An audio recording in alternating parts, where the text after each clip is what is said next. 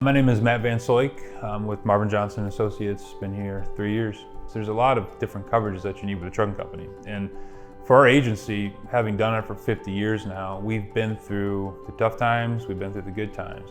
We've seen insurance companies come and go. And some insurance agencies just look at the premium that's involved with trucking insurance and they say, wow, we want to do trucking insurance, but they don't necessarily know trucking insurance. Our approach has always been more geared towards a partnership approach. So again, we understand trucking, we understand what you might need, what coverages you might need. Sometimes we'll run into cases where other agencies don't have the proper coverages.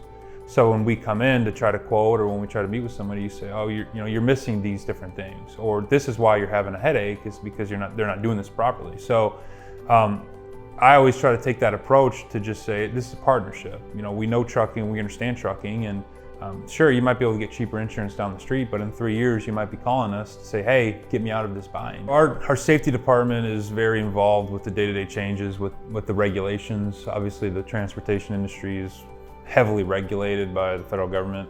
So they're very, very intertwined with different groups to get them to know, hey, here's what changes, here's what you need to know as a trucker. And the good thing is, we're so connected with a lot of different people that before it even begins, we're kind of in the know of, hey, this is on the horizon, which allows us to get out in front of some of our insureds beforehand and say, you should be expecting these changes. So that way they can prepare for them and get there. One example is with the ELDs, obviously. We were 3 years out of that, and before the federal government finally put that stamp down, we already had insureds that were knowledgeable about it, which products they should buy, how to implement them in their fleets, and for us, that's really where we get our knowledge from. But we're in here for the long haul, and I know that might sound cliche, but we've seen every different type of high valley and all the way down the canyons, and those come and go, but we'll remain here.